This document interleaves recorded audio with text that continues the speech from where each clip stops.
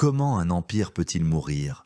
Non pas dans un éclair de feu et d'acier, mais lentement, se dissolvant de l'intérieur comme un vieux papyrus oublié sous la pluie. Au 8e siècle avant notre ère, l'Égypte, la lumière du monde pendant 3 millénaires, n'était plus qu'une ombre d'elle-même. Son trône était brisé en 1000 morceaux, partagés entre des roitelets querelleurs qui se paraient du titre de pharaon, mais n'en possédaient ni la puissance, ni la majesté. Le pays des pyramides s'enfonçait dans le chaos, une proie offerte aux premiers venus. Mais qui aurait pu prédire d'où viendrait le coup?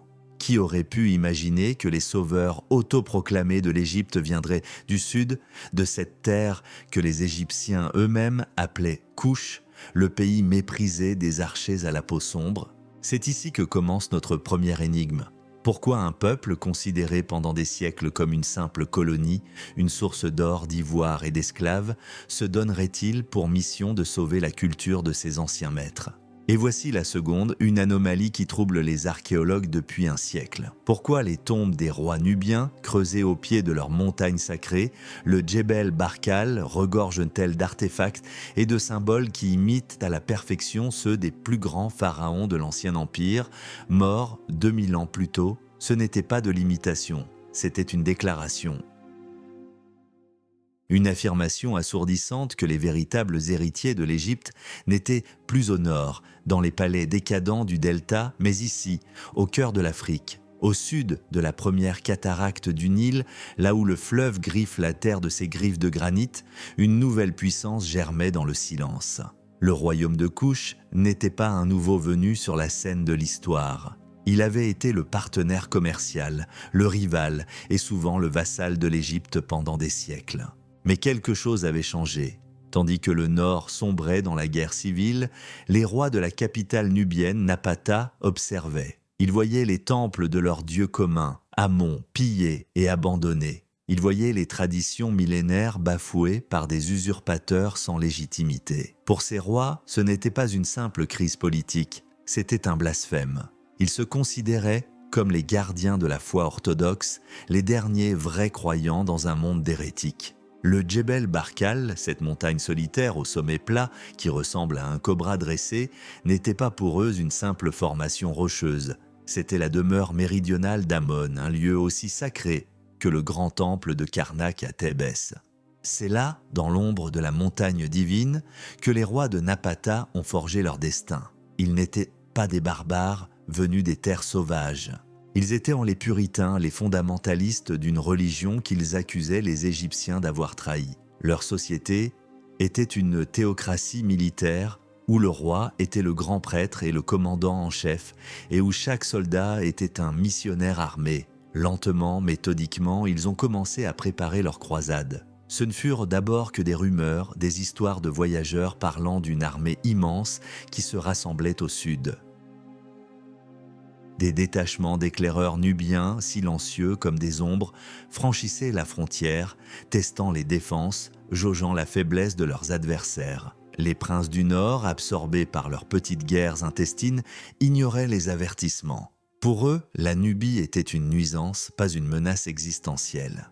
Ils continuaient leurs intrigues, leurs banquets, leur construction de tombeaux somptueux, tandis qu'au sud, une force passionnée, unis par la foi et le fer, se préparaient à déferler sur la vallée du Nil. Les dirigeants égyptiens, descendants de mercenaires libyens, étaient devenus mous, efféminés, perdus dans les protocoles d'une cour qui n'était plus que le fantôme de sa propre gloire. En face, les guerriers nubiens étaient durs, forgés par le soleil impitoyable et les déserts sans fin. Ils étaient les meilleurs archers du monde antique, capables de décocher des volées de flèches si denses qu'elles voilaient le soleil. Leur corps était couvert de scarifications rituelles, leur regard brûlait d'un zèle fanatique. Ils ne venaient pas pour piller, mais pour purifier. Ils ne venaient pas pour conquérir, mais pour restaurer. Les prêtres égyptiens priaient pour le salut, mais ils n'avaient pas prévu que les dieux envoient parfois des sauveurs à la peau sombre et avec de l'acier dans le regard. L'homme qui allait déchaîner cette tempête s'appelait Pianki. Il n'était pas seulement un roi, il était l'incarnation vivante de la fureur et de la piété de son peuple. Chaque matin, il se purifiait dans les eaux du Nil, priant Émon de lui donner la force de châtier les profanateurs du Nord. Il se voyait comme l'instrument de la volonté divine, son bras armé sur terre. Son armée n'était pas un ramassis de tribus, mais une machine de guerre disciplinée, organisée sur le modèle égyptien, mais animée par un esprit typiquement nubien, une endurance à toute épreuve et une loyauté féroce envers le souverain. Les préparatifs touchaient à leur fin. Les forges de Napata brûlaient nuit et jour, crachant des milliers de pointes de lance et d'épées. Les greniers étaient de plein, les bateaux de transport étaient amarrés le long du fleuve, prêts à embarquer des dizaines de milliers de soldats. Le contraste était saisissant. Au nord, une civilisation vieillissante, cynique, divisée contre elle-même.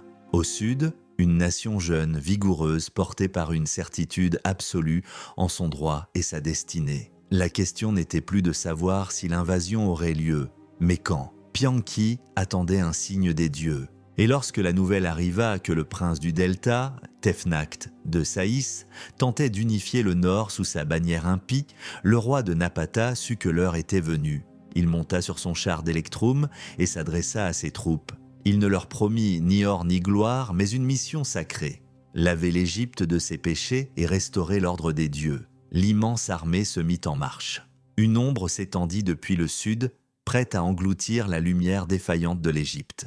Cette histoire soulève une question fondamentale sur le pouvoir et la légitimité. Les Nubiens se voyaient comme des restaurateurs, des gardiens de la tradition. Les Égyptiens du Nord les voyaient comme des envahisseurs étrangers, des barbares du Sud. Mais qui avait raison? Est-ce le sang qui fait le roi ou la foi? Dites-nous dans les commentaires ce que vous en pensez. Pianki était-il un conquérant impitoyable ou un libérateur pieux?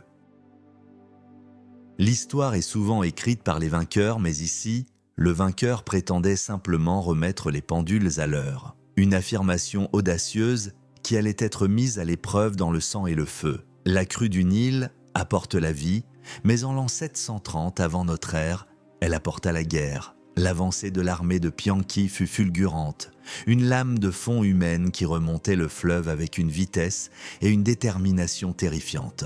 Ce n'était pas une simple invasion, c'était un pèlerinage armé, une procession guerrière ponctuée de rituels et de prières. Avant chaque bataille, Pianki offrait des sacrifices à Amon. Il interdisait à ses soldats de combattre avant de s'être purifiés rituellement. Cette dévotion n'était pas une façade, c'était le moteur de sa conquête, une arme psychologique aussi puissante que ses archers d'élite. Les villes tombaient les unes après les autres. Certaines, terrifiées par la réputation des Nubiens et la taille de leur armée, ouvraient leurs portes sans combattre. D'autres, confiantes dans leurs murailles, choisissaient la résistance. Elles l'apprenaient à leurs dépens. Pianki était un stratège brillant et impitoyable. Il utilisait sa flotte pour bloquer les villes depuis le fleuve tandis que ses troupes de choc prenaient d'assaut les remparts. Sa tactique favorite était une attaque massive et concentrée, un raz-de-marée de guerriers qui submergeait les défenses de par le nombre et la férocité. Il ne cherchait pas la destruction pour le plaisir, mais il n'hésitait pas à faire un exemple de ceux qui lui résistaient. La nouvelle de la chute sanglante d'une ville suffisait souvent à convaincre la suivante de se rendre. Le premier grand obstacle sur sa route fut la ville d'Hermopolis, gouvernée par le roi Nimlo, un allié de Tefnact. Le siège fut brutal. Pianki fit construire des tours de siège et des rampes d'assaut, bombardant la ville jour et nuit avec des volées de flèches enflammées. La description du siège, que Pianki lui-même a fait graver sur une stèle de granit rose, la fameuse stèle de la victoire, est d'une vivacité saisissante. On y lit la colère du roi nubien, non pas contre les soldats qui se défendent, mais contre leur chef qui laisse son peuple souffrir. Finalement, à bout de force, Nimlo se rendit. La scène de sa soumission est extraordinaire. Il n'envoya pas un émissaire, mais sa propre femme et sa fille pour implorer la pitié des femmes du harem de Pianki. Ce geste profondément humiliant apaisa le conquérant. Mais ce qui frappa le plus Pianki, ce ne fut pas la soumission des humains, mais l'état des chevaux de Nimlo. En visitant les écuries, il découvrit que les animaux avaient été affamés pendant le siège. Sa fureur fut terrible. Pour ce roi venu d'une terre où le cheval était un animal quasi divin, un symbole de statut et de puissance, cette négligence était un péché plus grand que la rébellion elle-même. C'est l'un de ces détails étranges et révélateurs qui nous donne la mesure du personnage.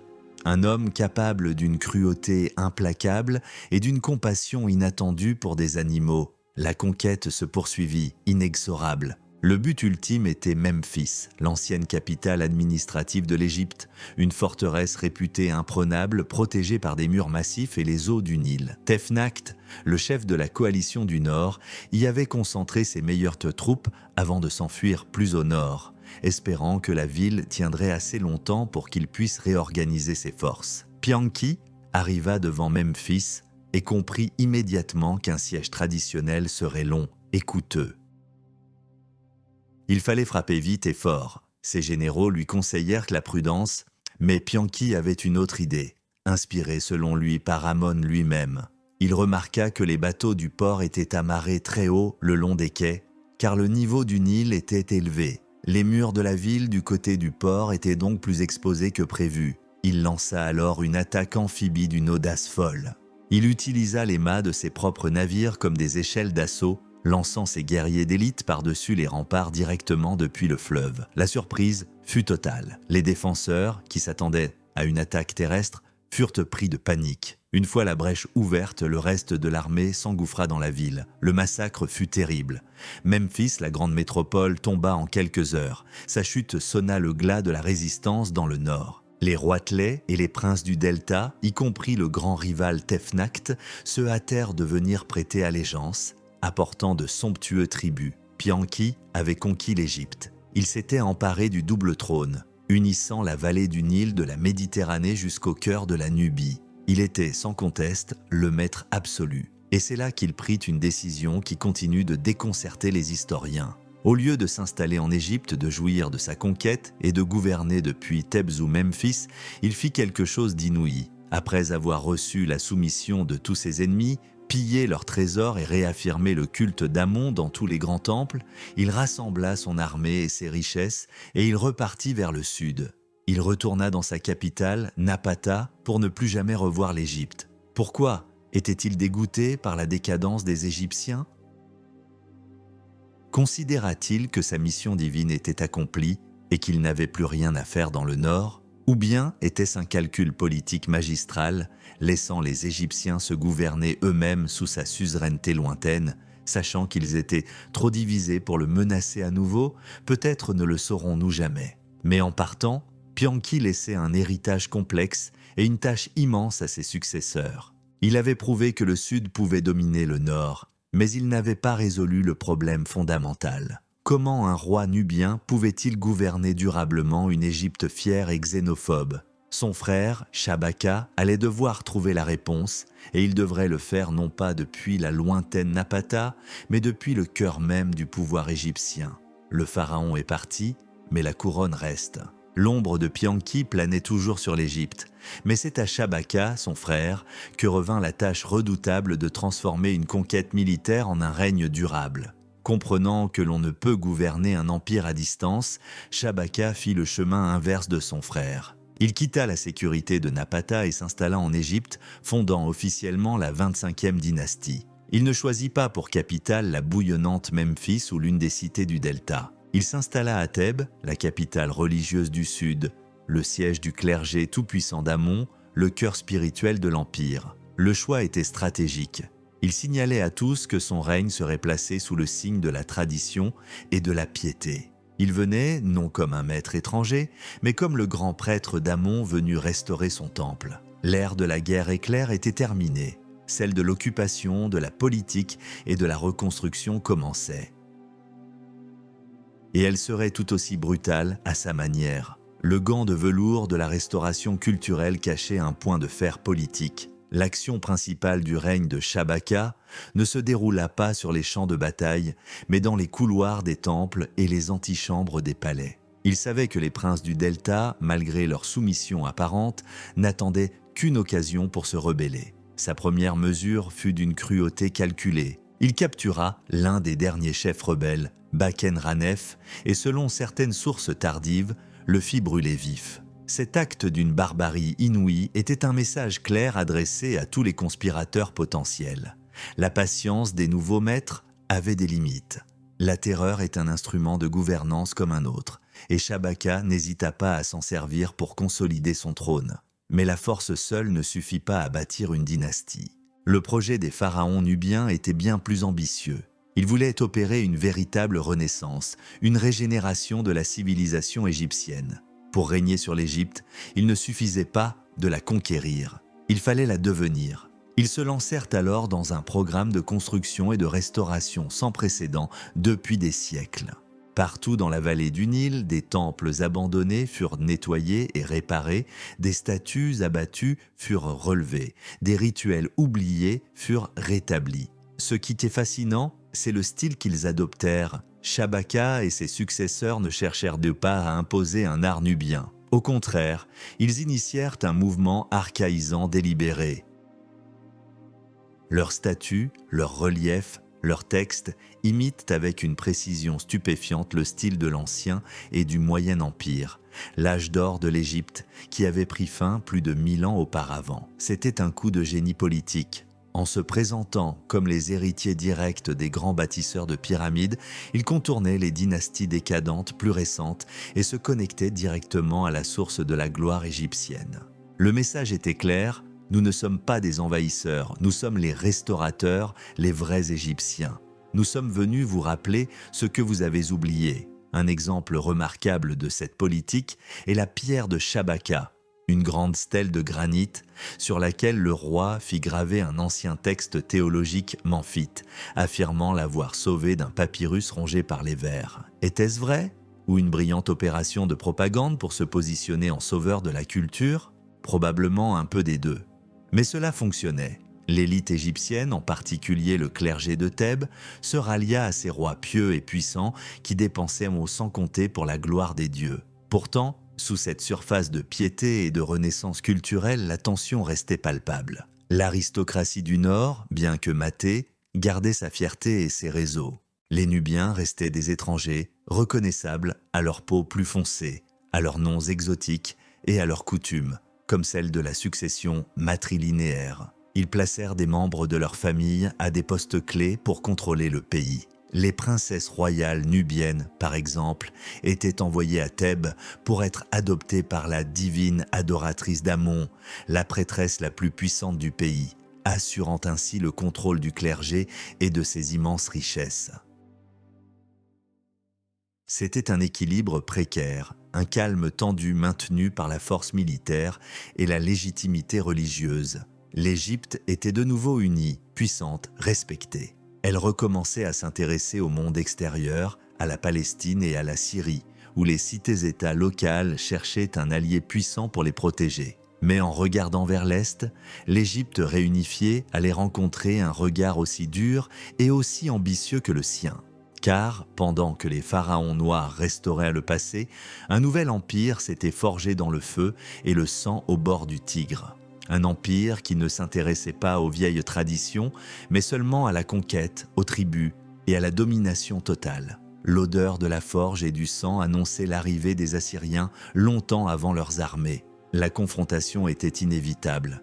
Elle n'était pas seulement une lutte pour le territoire, mais un choc entre deux visions du monde. D'un côté, l'Égypte nubienne, tournée vers le passé, obsédée par la restauration d'un ordre ancien et sacré. De l'autre, l'empire néo-assyrien, une machine de guerre implacable, pragmatique, tournée vers l'avenir de la domination mondiale. Les Assyriens étaient les maîtres de la guerre moderne.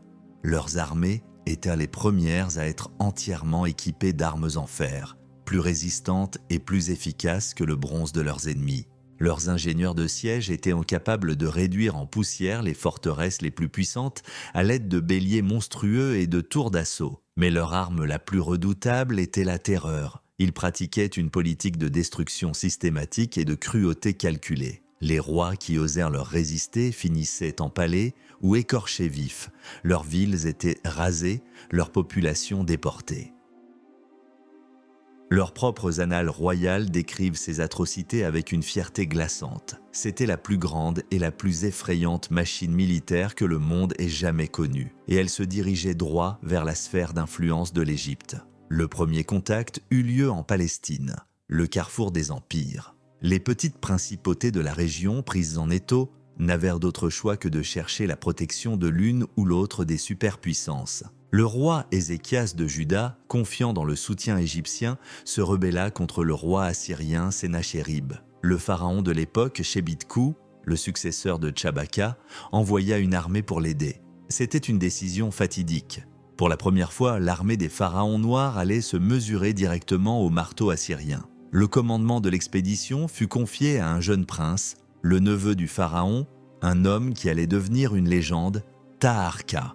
La rencontre eut lieu en l'an 701 avant notre ère, près de la ville d'El-Teke. Ce fut un baptême du feu d'une violence inouïe.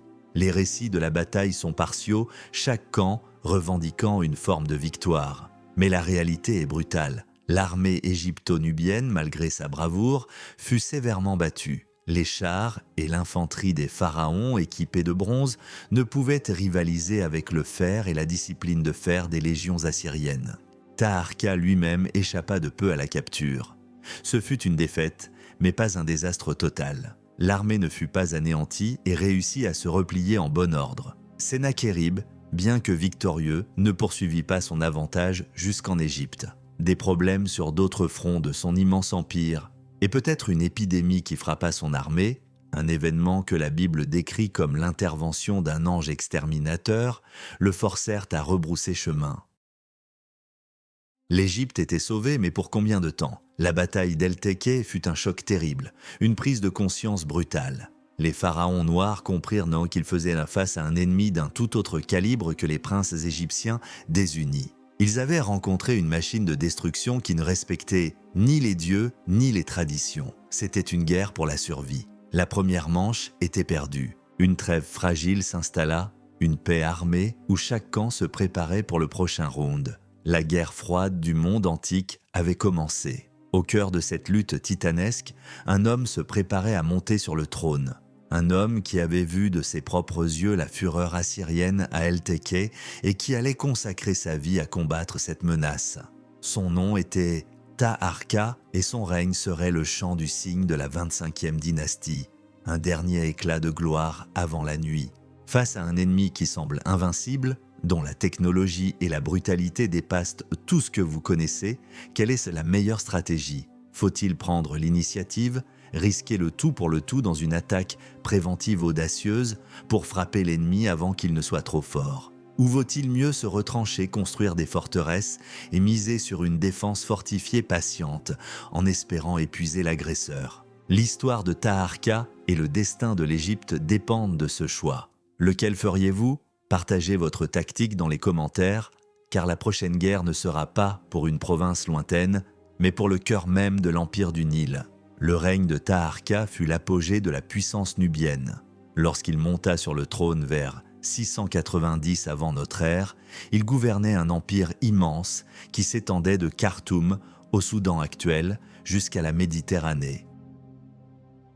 Il était le souverain incontesté de toute la vallée du Nil, un pharaon dont la puissance égalait celle des plus grands souverains du Nouvel Empire. Et il se comporta comme tel. Son règne fut une période de prospérité et de fièvre constructrice. Partout sur son territoire, de la Nubie profonde au delta du Nil, il laissa sa marque. À Karnak, le cœur religieux de l'Égypte, il érigea une colonnade monumentale dans la première cour du temple d'Amon, avec des colonnes si massives qu'elles inspirent encore l'admiration aujourd'hui. Il construisit et restaura des temples dans toute l'Égypte. Mais c'est dans sa Nubie natale qu'il laissa les monuments les plus personnels et les plus impressionnants, creusant des temples rupestres au Djebel Barkal et construisant sa pyramide et celle de ses reines bien-aimées dans la nécropole de Nouri. Il était un grand bâtisseur, un pharaon dans la plus pure tradition, mais il ne pouvait pas oublier l'ombre qui grandissait à l'est. Il savait que la paix avec l'Assyrie n'était qu'un répit, et il utilisa cette période pour préparer son armée à l'affrontement inévitable. Il était un guerrier autant qu'un bâtisseur, un atlas moderne tentant de soutenir le ciel égyptien sur ses épaules, un ciel qui menaçait de s'effondrer. La confrontation ne tarda pas. En Assyrie, un nouveau roi, Assaradon, était monté sur le trône. Il était aussi ambitieux et impitoyable que son père Sennachérib, et il avait une obsession, l'Égypte. Il considérait la puissance des pharaons noirs comme une menace directe pour sa domination sur le Levant et était déterminé à l'abattre. Une première tentative d'invasion fut repoussée par l'armée de Taharqa, une victoire qui renforça le prestige du pharaon. Mais Assaradon n'était pas homme à se décourager. En 673 avant notre ère, il revint avec une armée encore plus grande et mieux préparée. La guerre totale éclata, les armées assyriennes déferlèrent sur le delta. Les batailles furent d'une violence extrême. Les annales assyriennes parlent de batailles sanglantes où les forces de Taharqa se sont battues avec l'énergie du désespoir. Mais la supériorité militaire et technologique des Assyriens était écrasante. Ville après ville, le delta tomba. La cible finale était Memphis. Le siège de la grande capitale fut un cauchemar. Assaradon utilisa toutes ses techniques de siège et après 15 jours de combats acharnés, la ville fut prise. La chute de Memphis fut un désastre. Assaradon la pilla de fond en comble et massacra une partie de sa population. Le propre fils de Taharqa fut capturé et envoyé enchaîné à Ninive. Taharqa lui-même, blessé au combat, dut fuir vers le sud pour sauver sa vie. Il se réfugia à Thèbes, le cœur de son pouvoir. Assaradon se proclama roi d'Égypte et installa des princes locaux comme gouverneurs vassaux dans le nord. Il semblait que tout était perdu. Le grand empire de Taharqa s'était effondré en quelques semaines. N'importe quel autre souverain se serait résigné à la défaite. Mais Taharqa était fait d'un autre bois. À peine les Assyriens eurent-ils le dos tourné, laissant seulement de petites garnisons pour contrôler le pays, que le pharaon nubien sortit de sa retraite thébaine. Il avait rassemblé une nouvelle armée et, dans une contre-attaque fulgurante, il descendit le Nil et reprit Memphis, massacrant les garnisons assyriennes et chassant les gouverneurs fantoches. C'était un retournement de situation spectaculaire, un acte de défi incroyable face à la plus grande puissance militaire du monde.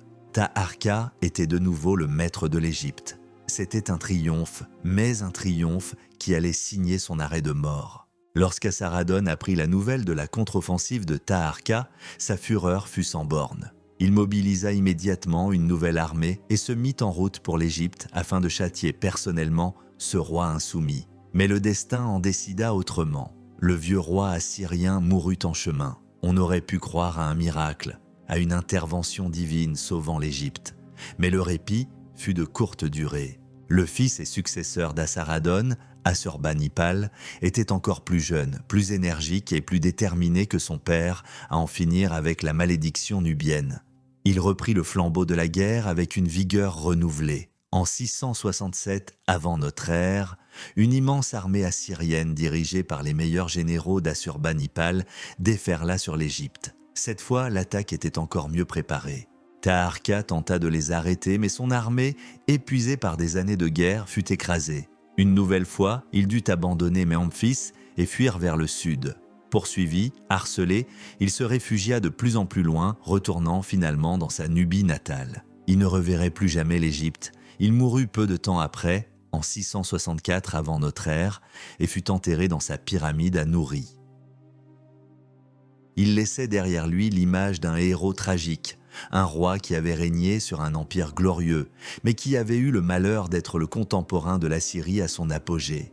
Il fut le dernier grand pharaon noir à régner sur l'ensemble de l'Égypte. La lutte épique de ce David africain contre le Goliath mésopotamien s'achevait et avec elle, le dernier rayon de gloire avant le crépuscule. Son successeur hériterait d'une guerre perdue et d'un empire en ruine. La mort de Taharqa ne mit pas fin à la résistance. Son neveu et successeur, Tanutamon, partageait la même volonté de fer. Depuis la sécurité de Napata, il observa les Assyriens et leurs vassaux égyptiens se disputer les dépouilles du Nord. Puis, dans un dernier sursaut d'orgueil et de défi, il rassembla les forces restantes de Kush et lança sa propre campagne sacrée vers le Nord, suivant les traces de son illustre ancêtre, Pianki. L'offensive fut initialement un succès retentissant. Il reprit Thèbes sans combat, puis Memphis, écrasant les princes du Delta qui avaient collaboré avec l'ennemi. Pendant un bref instant, il sembla que la 25e dynastie était ressuscitée de ses cendres. Mais la nouvelle de cette rébellion parvint rapidement à Ninive. Assurbanipal, exaspéré par cette insolence couchite, décida qu'il était temps de porter le coup de grâce. Il ne se contenterait plus de chasser les Nubiens d'Égypte. Il allait frapper le cœur même de leur pouvoir spirituel et symbolique, la ville qui était le centre du monde pour eux et pour tous les Égyptiens, Thèbes. Il rassembla la plus grande armée qu'il put et la lança sur l'Égypte avec une seule instruction, l'anéantissement. L'armée de Tanoutamon, bien que vaillante, ne pouvait espérer résister à cette nouvelle vague assyrienne. Elle fut balayée, le pharaon dut fuir, remontant le Nil à toute vitesse. Les Assyriens le poursuivirent, mais leur véritable objectif n'était pas le roi en fuite, c'était sa capitale religieuse. En 663 avant notre ère, l'impensable se produisit. L'armée assyrienne arriva devant les murs de Thèbes. Thèbes n'était pas une ville ordinaire, c'était la cité d'Amon, la Rome, la Jérusalem et la Mecque de l'Égypte ancienne réunies. Pendant plus de 1000 ans, elle avait été le centre théologique de l'Empire, une ville de temples colossaux, d'obélisques dorés et de trésors accumulés sur des générations. Elle était considérée comme éternelle, inviolable, protégée par les dieux eux-mêmes. L'idée qu'elle puisse tomber était aussi inconcevable pour les gens de l'époque que l'idée de la chute du soleil. Les Assyriens, eux, n'avaient que faire des dieux égyptiens. Pour eux, Thèbes n'était qu'une immense tirelire qui attendait d'être brisée. L'assaut fut d'une brutalité sans nom. La ville, mal défendue après la fuite de l'armée, tomba rapidement. Ce qui suivit ne fut pas une simple prise de ville, mais une orgie de destruction.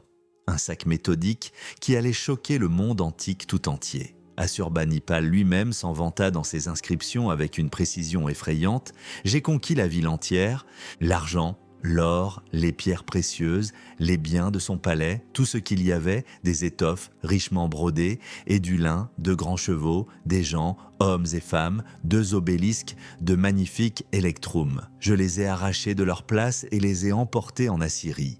Un lourd butin sans nombre, j'ai enlevé de Thèbes. Le pillage dura des semaines. »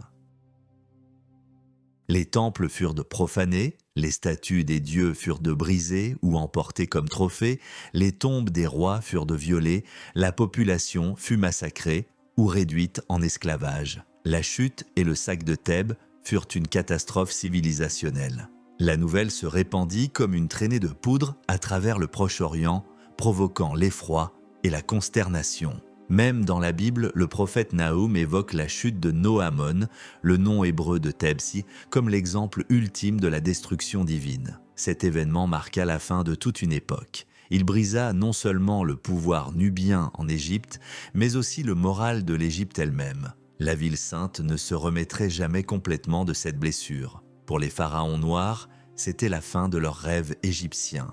Ils avaient voulu sauver l'Égypte, mais ils n'avaient réussi qu'à attirer sur elle la colère de la plus grande machine de destruction de leur temps. Ils avaient perdu leur empire, leur capitale sacrée et leur raison d'être. La chute de Thèbes n'était pas seulement une défaite militaire, c'était un traumatisme théologique, la preuve que leur dieu Amon n'avait pas pu ou pas voulu les protéger. Le monde millénaire qu'ils avaient tenté de faire revivre s'était effondré dans un tourbillon de feu et de larmes. Il ne leur restait plus qu'une seule option, la retraite. Retourner vers le sud, vers la terre d'où ils étaient devenus, en emportant avec eux les débris de leurs rêves brisés. La défaite est une épreuve terrible pour une nation. Après la perte catastrophique de Thèbes, le roi Tanoutamon et les restes de son armée ont dû faire un choix impossible. Devaient-ils s'acharner à reconquérir la Terre Sainte, à se battre jusqu'au dernier homme pour le symbole de leur nation, la capitale perdue, au risque de tout perdre? Ou devaient-ils se replier, abandonner leurs ambitions impériales pour sauver ce qui restait de leur armée et de leur cour, pour préserver le peuple, les survivants qui étaient à l'avenir de leur royaume? Un choix déchirant entre le symbole et la survie. Quel trésor est irremplaçable? Votre avis nous intéresse car la décision qu'ils ont prise a façonné le destin de leur civilisation pour les 1000 ans à venir. Après le cataclysme de Thèbes, il était clair pour Tanoutamon que tenir l'Égypte était devenu impossible. Les Assyriens avaient installé une nouvelle dynastie de pharaons égyptiens à leur solde, la 26e, issue de ces mêmes princes du Delta qui avaient toujours été les rivaux des Nubiens. Continuer la lutte aurait signifié une guerre d'usure sans fin, une guerre qu'ils ne pouvaient pas gagner. La décision fut prise. Il fallait abandonner l'Égypte pour sauver la Nubie. La retraite fut une opération tragique et grandiose. Ce ne fut pas une fuite désordonnée, mais un retrait stratégique, une longue marche vers le sud. Tanoutamon, sa cour, les prêtres fidèles et les restes de son armée abandonnèrent l'Égypte, emportant avec eux les textes sacrés, les traditions et l'idée même de la royauté pharaonique. Des combats d'arrière-garde eurent lieu, les détachements nubiens tenant à distance les troupes égyptiennes du nouveau pharaon Psamétique Ier qui cherchait à asseoir son autorité en repoussant ses anciens maîtres jusqu'à la première cataracte, la frontière traditionnelle. Ce fut une longue et amère procession funéraire pour un rêve brisé. La 25e dynastie avait cessé de régner sur l'Égypte, mais elle n'avait pas cessé d'exister. En se retirant dans leur capitale, Napata, les rois couchites ne renoncèrent pas à leurs prétentions. Ils continuèrent à se considérer comme les seuls véritables pharaons, les dépositaires de la légitimité religieuse. Ils conservèrent tous les titres, tous les protocoles, toute la pompe de la cour égyptienne. Ils créèrent un royaume en exil, une Égypte fantôme au cœur de l'Afrique. Pendant un certain temps, ils espérèrent de peut-être pouvoir un jour revenir.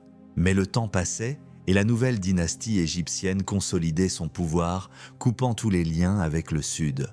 Lentement, inévitablement, le royaume de Kouch commença à se détourner de l'Égypte. Isolé, il dut trouver en lui-même les ressources pour survivre et se réinventer. Ce retour aux sources fut le début d'une nouvelle phase, extraordinairement créative, de leur civilisation. La perte de l'Égypte, bien que traumatisante, les libéra de leur obsession de l'archaïsme. Ils commencèrent à développer une culture de plus en plus originale, un mélange unique de traditions égyptiennes et d'éléments purement africains. Le centre du pouvoir se déplaça même encore plus au sud. De Napata à Méroé, une ville située dans une région plus fertile, riche en minerais de fer et au carrefour des routes commerciales africaines. La période méroïtique fut un nouvel âge d'or pour Kouch. Loin des tumultes du Proche-Orient, le royaume prospéra grâce au commerce de l'or, de l'ivoire, de l'ébène, mais surtout grâce à une nouvelle industrie, la métallurgie du fer. Méroé devint l'un des plus grands centres de production de fer du monde antique, ce qui lui valut le surnom de Birmingham de l'Afrique. Les Kouchites développèrent même leur propre système d'écriture, l'alphabet méroïtique, une écriture cursive dérivée des hiéroglyphes égyptiens, mais utilisée pour transcrire leur propre langue que nous ne comprenons toujours pas entièrement aujourd'hui. C'est l'un des grands mystères non résolus de l'archéologie. Le pouvoir politique connut aussi une évolution fascinante. Le rôle des femmes, toujours important dans la culture nubienne, devint prépondérant. Une lignée de reines régnantes, portant le titre de Candace, Kandake, prit le pouvoir. Ces reines n'étaient pas de simples régentes. Elles étaient des souveraines absolues, des commandantes militaires et des bâtisseuses dont la puissance et l'autorité frappèrent les chroniqueurs grecs et romains qui entrèrent en contact avec leur royaume. Le royaume de Kouch, né des cendres de sa défaite en Égypte, s'était reconstruit, plus fort, plus riche et plus original que jamais. Mais le monde ne les avait pas oubliés. Une nouvelle superpuissance, encore plus vaste et plus organisée que la Syrie, avait émergé en Méditerranée. Et comme leurs prédécesseurs, ces empereurs tournèrent leurs regards avides vers la vallée du Nil. Les aigles de Rome se préparaient à voler vers le sud. L'affrontement avec Rome eut lieu au 1er siècle avant notre ère. Après la conquête de l'Égypte par Octave, le futur empereur Auguste, en l'an 30 avant notre ère, l'Empire romain devint le nouveau voisin du royaume de Méroé. Les Romains, considérant la Nubie comme une terre sauvage et barbare, tentèrent d'imposer leur autorité et de prélever des impôts. Ils avaient sous-estimé leurs adversaires. La Candace qui régnait alors à Manirénas n'était pas femme à se laisser intimider. C'était une reine guerrière, borgne selon la légende. Elle aurait perdu un œil au combat, dotée d'un courage et d'un sens stratégique exceptionnel. En réponse aux provocations romaines, elle rassembla son armée et lança un raid audacieux et dévastateur sur les provinces romaines du sud de l'Égypte. Ses troupes prirent d'assaut les villes de Syène, Philée et Éléphantine, pillant et détruisant les garnisons romaines. L'acte le plus symbolique et le plus provocateur fut la capture d'une série de bustes en bronze de l'empereur Auguste. L'une de ces têtes fut emportée jusqu'à Méroé et, dans un geste de défi ultime, enterrée sous les marches du seuil d'un temple dédié à la victoire. Ainsi, chaque personne entrant dans le temple piétinerait symboliquement le visage de l'empereur de Rome. C'était une insulte calculée, une déclaration de guerre. La réaction de Rome fut féroce. Le préfet d'Égypte, Caius Petronius, mena une expédition punitive massive en Nubie. Les légions romaines, disciplinées et lourdement armées, avancèrent profondément en territoire couchite, détruisant la ville de Napata. Mais Amanirenas et son armée refusèrent la bataille rangée. Elles pratiquèrent une tactique de guérilla, harcelant les lignes de ravitaillement romaines, se fondant dans le désert qu'elles connaissaient parfaitement. Petronius se rendit vite compte qu'une conquête durable de ce vaste pays hostile serait un cauchemar logistique. Il se retira, laissant derrière lui une garnison. Amanirenas attaqua de nouveau. Finalement, après plusieurs années d'une guerre coûteuse et indécise, les deux camps entamèrent des négociations. Et c'est là que la reine nubienne accomplit son plus grand exploit. Au lieu d'accepter une paix punitive, ses émissaires négocièrent un traité extraordinairement favorable avec Auguste lui-même. Le traité de Samos, signé en l'an 21 avant notre ère, annulait les impôts exigés par Rome et fixait une frontière permanente. En substance, Rome reconnaissait l'indépendance et la souveraineté du royaume de Méroé. La petite nation africaine avait défié la plus grande superpuissance du monde et avait gagné. C'était un triomphe diplomatique sans précédent. Le royaume de Couche continuerait à prospérer pendant encore 4 siècles, une île de culture et d'indépendance au sud de l'Égypte romaine. Mais une autre guerre, plus insidieuse et plus longue, avait déjà commencé. Une guerre non pas pour le territoire, mais pour la mémoire. L'histoire, comme la nature, a horreur du vide. Après le départ définitif des Nubiens, la nouvelle 26e dynastie égyptienne, dite Saïte, se retrouva face à un problème délicat. Comment gérer l'héritage de leurs prédécesseurs et anciens maîtres? Ils ne pouvaient nier que les pharaons noirs avaient régné sur toute l'Égypte pendant près d'un siècle. Mais pour asseoir leur propre légitimité, ils devaient minimiser, voire effacer, cet épisode étranger. C'est ainsi que commença un processus de damnatio memoria, une condamnation de la mémoire, subtile mais systématique. Ce n'était pas une destruction totale comme celle menée par les Assyriens, mais un nettoyage culturel méticuleux, une réécriture de l'histoire directement sur la pierre des monuments. C'est ici que notre récit se transforme en thriller archéologique. Les indices de cette conspiration du silence sont visibles pour qui sait où regarder. Sur de nombreux temples et statues érigés par les rois nubiens, leurs noms, inscrits dans les cartouches royaux, ont été soigneusement martelés, effacés pour l'éternité. Dans d'autres cas, on pratiquait l'usurpation. Le nouveau pharaon Saïte faisait simplement graver son propre nom par-dessus celui de son prédécesseur nubien, s'appropriant ainsi son œuvre. Les statues des pharaons noirs furent renversées, décapitées ou retirées des temples pour être remplacées par celles de la nouvelle dynastie. Cette vengeance politique fut la première couche d'oubli. La seconde, bien plus tard, fut le produit des préjugés raciaux de l'époque moderne. Lorsque les premiers égyptologues européens commencèrent à explorer la vallée du Nil au XIXe siècle, ils étaient pétris des certitudes de leur temps. Pour eux, l'idée qu'une civilisation noire venue du cœur de l'Afrique ait pu non seulement conquérir l'Égypte mais aussi régner en pharaon était tout simplement inconcevable. Cela allait à l'encontre de toutes leurs théories sur la hiérarchie des races, qui plaçait la race négroïde au bas de l'échelle du développement humain. Face aux preuves archéologiques, des inscriptions mentionnant des rois aux noms étranges, des représentations de pharaons aux traits clairement africains, leur réaction fut le déni. Ils élaborèrent toutes sortes de théories pour expliquer cette anomalie. Les rois de la 25e dynastie n'étaient pas de vrais pharaons, mais des chefs de tribus locaux. Ou alors, ils n'étaient pas vraiment noirs, mais des Égyptiens exilés, ou peut-être des Caucasiens à la peau sombre.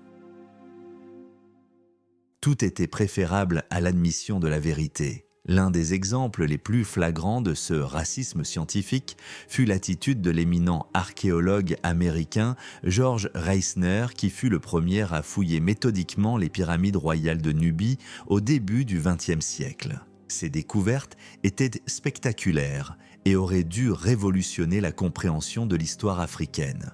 Il mit au jour les tombes de tous les grands rois de la 25e dynastie de Pianki à Tanoutamon. Les preuves étaient accablantes. Pourtant, dans ses publications, Reisner décrivit ses propres découvertes comme celles d'une culture égyptienne provinciale, dirigée par une élite racialement caucasienne qui régnait sur une population indigène négroïde. Il ne pouvait tout simplement pas accepter que les corps qu'il trouvait dans ces tombes royales, les corps des bâtisseurs de ces pyramides, étaient ceux d'Africains noirs. L'histoire devenait un champ de bataille idéologique. La vérité, gravée dans la pierre et enterrée sous le sable, luttait pour émerger, mais elle était étouffée par des couches de falsifications anciennes et de préjugés modernes. Les pharaons noirs avaient été vaincus 2 fois, une première fois par les armées assyriennes, une seconde fois par les plumes des historiens. Leur héritage semblait condamné à l'oubli, relégué aux marges de l'histoire,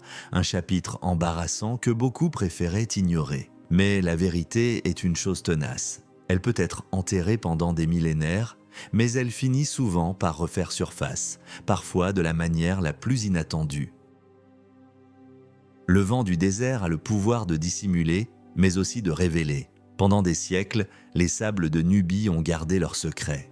Les dizaines de petites pyramides abruptes des nécropoles de Kouch, bien que connues des voyageurs, étaient considérées comme des curiosités mineures, des imitations grossières des chefs-d'œuvre de Gizeh. Personne n'imaginait la richesse de l'histoire qu'elles dissimulaient. Le début du XXe siècle marqua un tournant. Les expéditions archéologiques, comme celle de George Reisner pour l'université Harvard et le musée des beaux-arts de Boston, commencèrent un travail de fouille systématique. Ce fut le début d'une course contre la montre, d'un thriller scientifique qui allait changer notre vision de l'Afrique pour toujours. Travaillant dans des conditions extrêmement difficiles, luttant contre la chaleur, le sable et les maladies, ces pionniers de l'archéologie commencèrent à lever le voile. Les découvertes furent stupéfiantes. Tombe après tombe, les trésors affluaient, bijoux d'or et d'argent d'une finesse exquise, poteries élégantes, statues de rois et de reines, inscriptions qui confirmaient les noms et les règnes des souverains de la 25e dynastie. C'était la preuve matérielle irréfutable de l'existence d'une civilisation puissante, riche et sophistiquée. L'idée d'un Sud primitif s'effondrait. Malgré les préjugés persistants de certains, les faits commencèrent à s'imposer à la communauté scientifique. Les squelettes des rois, les portraits sur les reliefs et les statues ne laissaient aucun doute sur leur origine africaine. Les textes égyptiens et assyriens, relus à la lumière de ces nouvelles découvertes, confirmaient l'ampleur de leur empire. Lentement, difficilement, la justice historique commençait à être rendue. Mais la plus grande révélation et le plus grand défi étaient encore à venir. Dans les années 1960, le gouvernement égyptien décida de construire le haut barrage d'Assouan pour réguler les crues du Nil et produire de l'électricité. Ce projet monumental menaçait de créer un lac artificiel immense, le lac Nasser, qui engloutirait à jamais toute la Basse-Nubie et ses innombrables trésors archéologiques, y compris des temples emblématiques comme Abou Simbel et Philae. Le monde prit conscience qu'un pan entier de l'histoire de l'humanité risquait de disparaître sous les eaux. Ce fut le déclencheur d'une mobilisation internationale sans précédent. Sous l'égide de l'Organisation des Nations Unies pour l'éducation, la science et la culture, une campagne mondiale fut lancée pour sauver les monuments de Nubie. Ce fut la plus grande opération de sauvetage archéologique de tous les temps. Des équipes d'archéologues de dizaines de pays affluèrent dans la région, menant une fouille frénétique contre la montée des eaux. Des temples entiers furent découpés bloc par bloc et reconstruits sur des terrains plus élevés.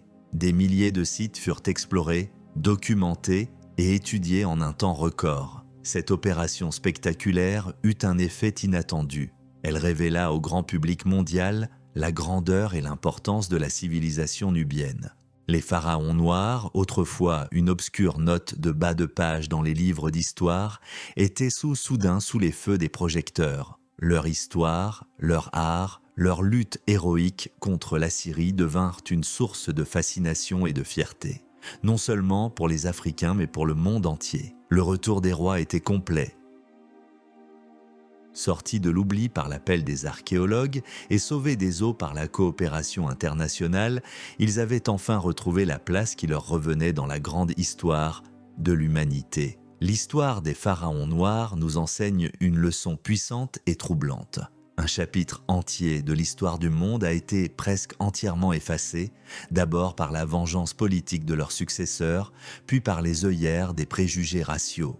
Il n'a été sauvé de l'oubli total que par le travail acharné de quelques scientifiques et par une prise de conscience mondiale tardive. Cela nous oblige à nous interroger sur la fragilité de la mémoire et sur les forces qui la façonnent. Alors, dites-nous ce que vous en pensez. Qu'est-ce qui est, selon vous, le plus grand danger pour notre avenir?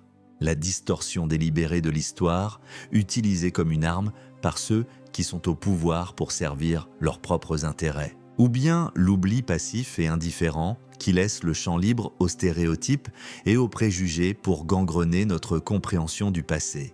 Écrivez votre réponse dans les commentaires, car cette bataille pour l'histoire, pour savoir qui nous sommes et d'où nous venons, est loin d'être terminée. Elle se déroule aujourd'hui, en ce moment même.